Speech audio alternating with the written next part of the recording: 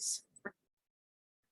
So yesterday, we discussed the introduction for organic chemistry. We learned, class, that when you say organic chemistry, we are dealing with carbon, and all the compounds containing carbon. So I think we enumerated this one yesterday, the different examples of organic compounds. So as you can see, their chemical formula or their structure is a bit they are a bit complicated compared to our inorganic compounds.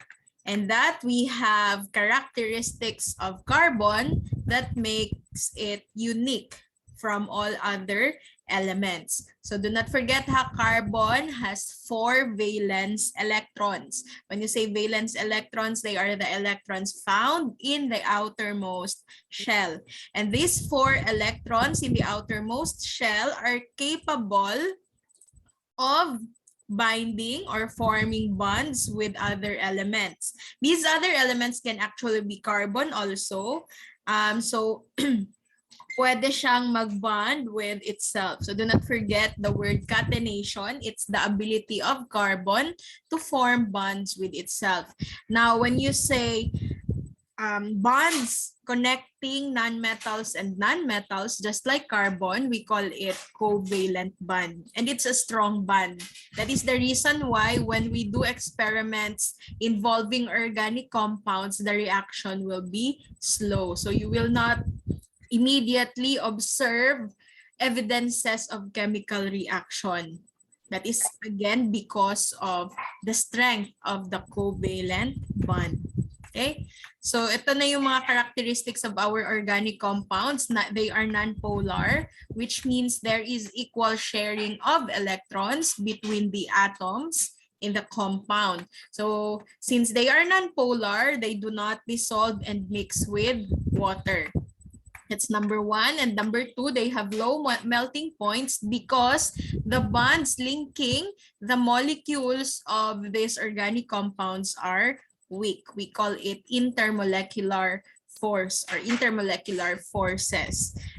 It's different from covalent bond. The covalent bond is this one, the bond connecting carbon and carbon. So this becomes one molecule now. And then this one on the other side, carbon to carbon. This bond here at the center is also a covalent bond. So it's a strong bond. So this one becomes another molecule. But the force linking this one molecule and then another molecule is what we call the intermolecular force, and that this is weak. So this is the reason why organic compounds have low melting points, because intermolecular forces can easily be destroyed. So unlike the covalent bonds that are strong, which is the reason why chemical reactions between organic compounds are slower compared to ionic compounds. So we have a lot of organic compounds, remember, because number 1, carbon can form bonds with itself, and that aside from itself, carbon is also capable of forming bonds with other elements. And also when it binds with itself, with its kapwa na carbon, it can form not just a single bond but also double and triple bonds. So yesterday we started with the hydrocarbons. Do not forget hydrocarbons are organic compounds containing only hydrogen and carbon. But we can also have substituted hydrocarbon. Remember, when you have carbon, you have four valence electrons, and these valence electrons are capable of binding to 4 more hydrogens. But if 1 or more hydrogens there are being substituted by any atom or group of atoms, then it becomes now a substituted hydrocarbon. carbons. So now we also have aliphatic hydrocarbons. Hydrocarbons pa rin, so carbon and hydrogen only. We have, if single bond ang nag-e-exist na bonds between carbon and another carbon, we call it alkane. But if it forms a ring, we call it cycloalkane. Now, if it has a double bond, we call it alkenes. And lastly, if meron siyang triple bonds, we call it alkyne. Okay, but remember the Huckel's rule, the formula for n plus 2 equals pi electron. That is the chemical equation we use to know whether the hydrocarbon is just a cycloalkane or cycloalkene or an aromatic hydrocarbon. So remember, if you solve that, kailangan ang makuha niyo na result, na answer should be a whole number for you to conclude that the given compound is really an aromatic hydrocarbon. So we ended our discussion with the different functional groups. Do not forget, when you say functional groups, they are group of atoms being arranged in a particular or a specific way, and that this arrangement is responsible for the properties of the compound. So the functional group also becomes its identification na strategy or approach. So we have the following functional groups. I think we ended with diene yesterday. So alkane if you only have hydrogen and carbon and they are linked together with a single bond. If meron na siyang double bond, we call it alkene. And then pag triple bond, alkynes. Now if you have the presence of two double bonds in the structure, just like this one in the screen, we call it diene. Now, let's move on. We have here, ano po tawag doon pag hindi whole number?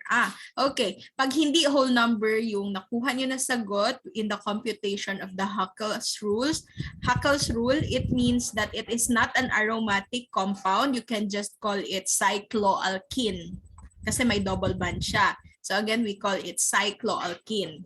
It's an alkene, but it forms a ring. We call it cycloalkene.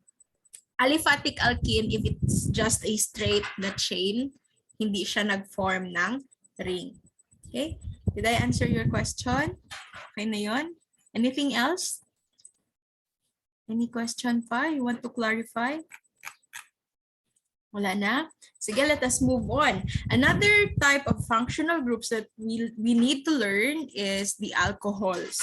So si alcohols class. Our alcohols are organic compounds and we can identify them due to the presence of this one, OH. By the way, this R is any functional group. If you can see in the structure R, nilagyan ng R class, it means that it is any functional group. So when I say any functional group, it can be an alkane, it can be alkene, and etc. Pwedeng aldehyde, pwedeng ketone, basta functional group. As long as there is the presence of the OH, we call it alcohol. So when naming alcohol, we can distinguish them because their names end with ol, just like this one, methanol. Or the one that we use as disinfectant or for our alcoholic drinks. We have this one, the ethanol. We also have the butanol, hexanol, heptanol, or octanol. If you have observed in the gasoline station, sometimes I can see octane or octanol.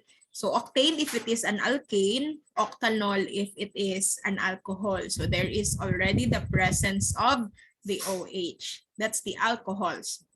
Now, another one is the ethers. Again, the ethers class. How do we determine that there is the presence of ether in our compound? When you see the structure na merong oxygen sa gitna. Okay, the oxygen is located at the center. On the right side, we have the R1. R1 means any functional group. So again, it can be an alkane or an alkene and so on. That is also true for the R2. So any functional groups, as long as there is an oxygen in between these functional groups, we call it ether. Okay, now how do we name the ethers? Their name class has oxy in the center also. Again, in the center also. So just like this one, ethoxy, ethane. Oxy means there is the oxygen at the center. Eth means that the R1 can be an alkane. And ethane is the R2. Anyway, I'll have a separate lesson for this in the naming alone kasi you cannot really you cannot really understand this nga. Ito lang, ganito lang ang pagka-explain ko. So another lesson tayo for the naming. Or we can just simply call it diethyl ether. This is the common name actually. This is the common name and this is the IUPAC name here. IUPAC name is the systematic naming accepted worldwide for our organic compounds. Now, we also have aldehydes. Again, we have here the aldehydes and how are we going to distinguish them sa kanilang structure? You have there the presence of the CHO. Actually, we call this R-CHO.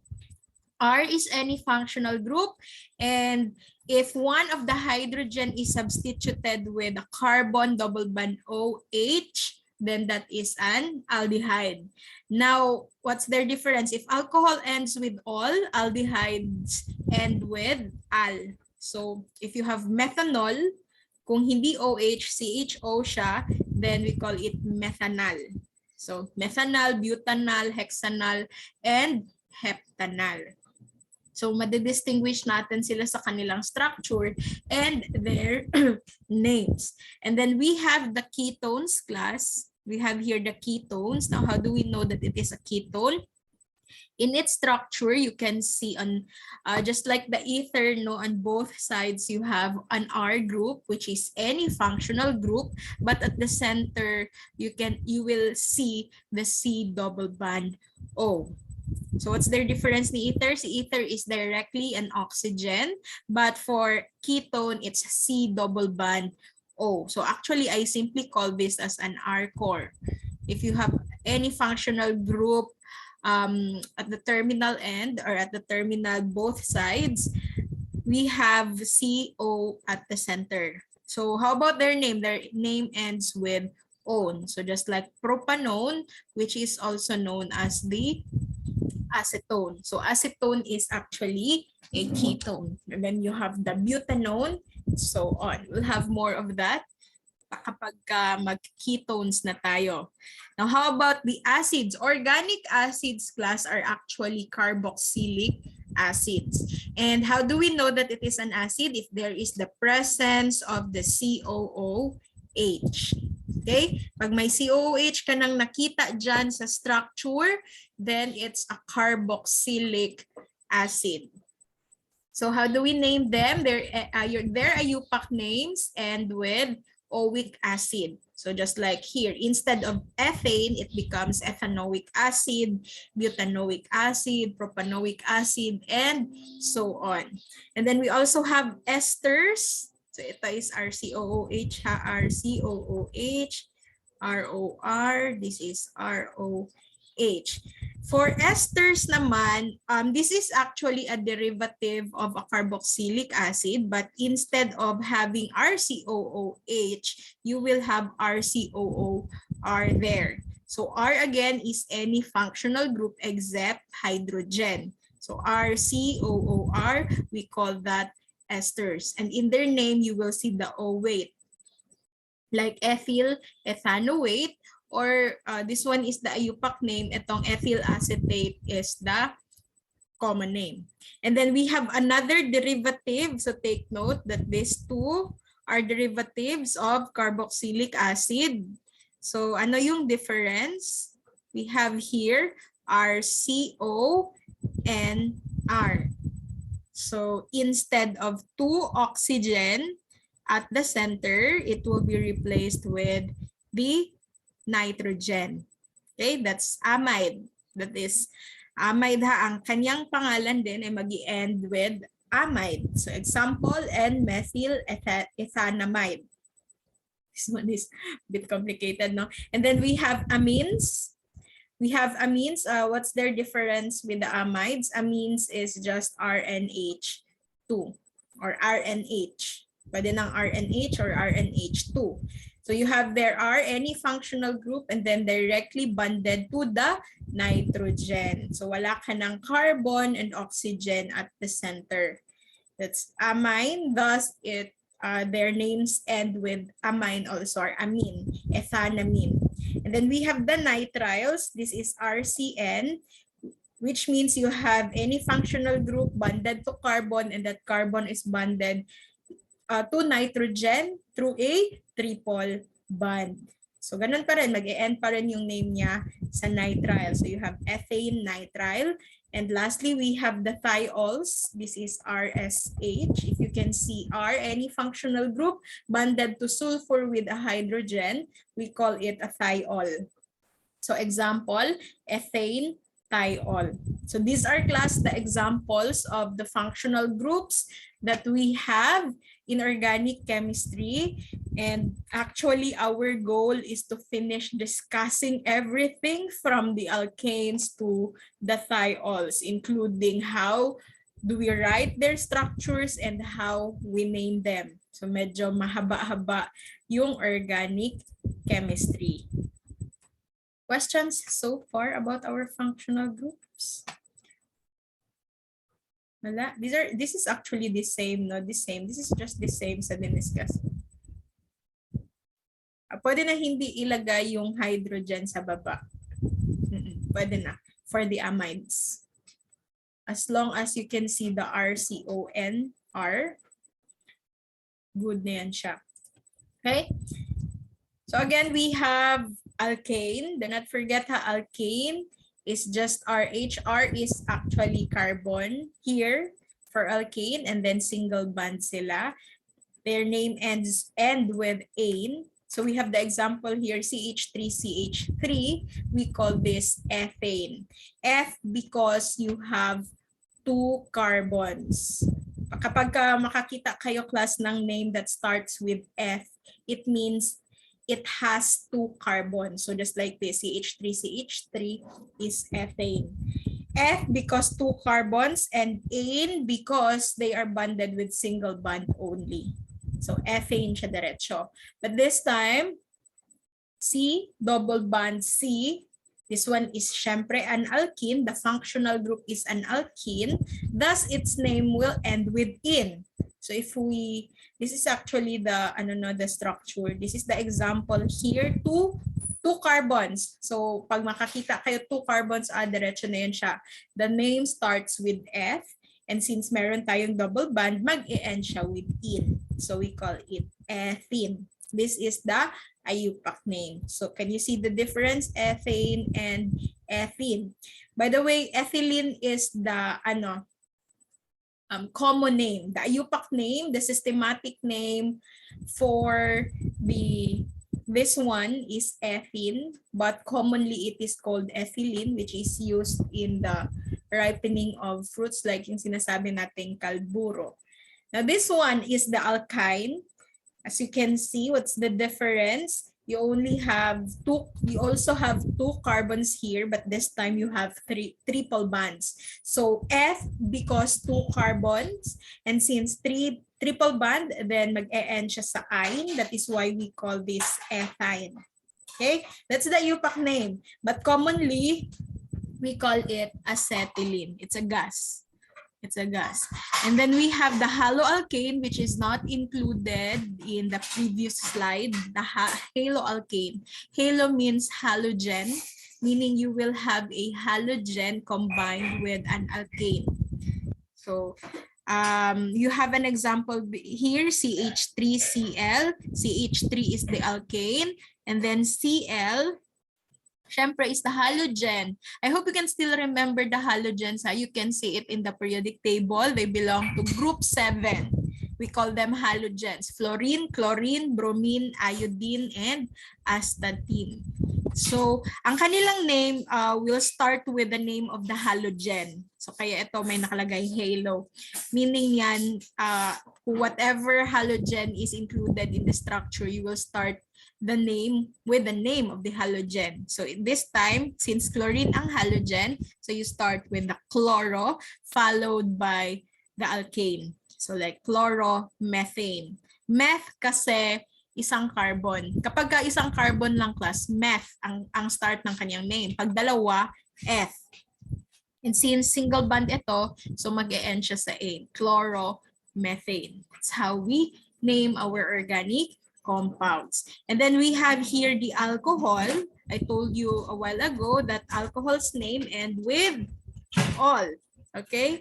And there is the presence of the hydroxyl group, the OH, or in inorganic chemistry, we call this the hydroxide. So we have here the example CH3OH. So automatic class, this becomes an alcohol due to the presence of the OH. And if we name this, supposedly C is meth, right? Methane kung alkane lang siya, methane. Pero since it becomes an alcohol, the name becomes methanol. Methanol. So mag-e-end siya sa all. Kasi alcohol na siya. And remember I told you just a while ago, meth refers to one carbon. And then another example, you have here the amine. You have CH3, CH2, NH2. You have two carbons ending with the NH2. Diba sabi ko pag R, wala ng carbon sa gitna, diretso na siya with nitrogen, it's an amine. It's not an amide. So we call this F, dalawa. So ethyl amine. This is the IUPAC name. Itong nasa taas, ethyl amine. And then itong sa baba, aminoethane can be the alternative name for this one, for this example. So other examples of the other na functional groups, we have here the ROR or the ether. Sa gitna ang oxygen, and on both sides you will have any functional group. So just like this one, CH3O, CH3. So if we name it, we call it dimethyl ether kasi may dalawa kang methyl on both sides. Ether kasi oxygen is at the center. And then this one is an aldehyde. Ano nga yung ating general formula for the aldehyde? R-CHO. So as you can see, you have here the R, the CH3, and then the CHO, C double bond O, or CH, and then you have the double bond O here. So dalawang carbon yan siya, kaya F. And since this is an aldehyde, so ethanol. Or we call it acetaldehyde. Yesterday, I told you that acetaldehyde is the cause of hangover. And then we have the ketone here. The general formula for ketone is R-COR, R-C-O-R. So R, CH3, and then C at the center, double bond O, and then another R here, which is CH3. So tatlong carbon yan. Our prefix for 3 carbons is prop. So that is why we call it propanone. Propanone, or commonly we call this the acetone. We use the acetone as a nail polish remover, or in the laboratory, we can use the acetone as solvent. And then we have carboxylic acid. Our general formula is RCOOH. So just like this one, R is the CH3 and then COOH. Therefore, this one is an acid, carboxylic acid. Now, since you have 2 carbons, syempre, you will expect na mag-start siya sa F and mag-e-end siya sa oic acid. So we call this ethanoic acid.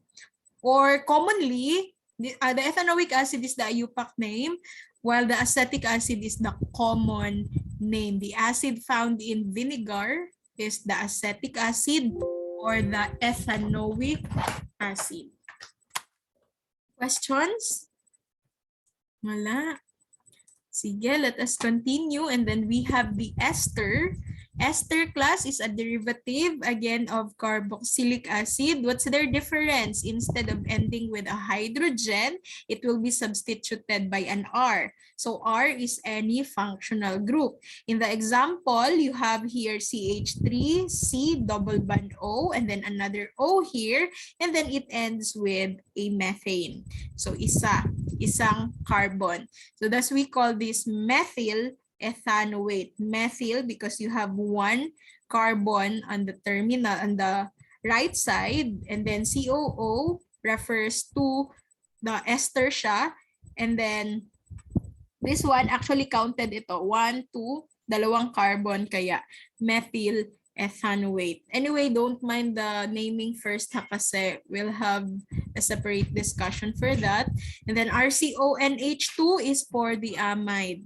So RCONH2. Pwede ka pang may R dyan, pero if the example is just like this, RCON lang siya, and then ang R niya is an H2, then that's okay. Amide pa rin yan siya. So we call it ethanamide because we have two carbons here and an amide. So ethanamide. So these are the examples of the functional groups. What I want you to master before we'll go to the different functional groups na isa-isahin talaga natin sila, i-master niyo muna yung pag-identify kung anong functional group ang present kapag bibigyan ko kayo ng chemical formula or a chemical structure. So you have to know the general formula first. If I give you like this one, before tayo mag-end, it's 8:55. If I give you this one, CH3, CH2OH, you have to know what functional group is present. So I'm not asking about the name talaga, the IUPAC name. You just have to give me the functional group. So what do you think is the functional group for the example on the screen? Okay, very good, Nicel. This one is an alcohol. Why? Because of the presence of the OH. So CH3, CH2 is counted as R, and then followed by the OH. That's how you determine. But if I just give you CH3, CH2, CH2, CH3, wala akong nilagay na bond. Kapag hindi ako naglagay ng bond at the center class, it's automatically a single bond. So how about this? What kind of functional group is present in this one? CH3, CH2, CH2, CH3. You only have carbon and hydrogen and a single bond. What do you call that again? Okay, very good, Mariam. This one is an alkane. Okay? Sige, master niyo muna yan and then mag-continue tayo sa ating lesson. Isa-isahin natin sila starting with the alkane. So yan lang muna this morning. Next week, we don't have a quiz yet for organic chemistry.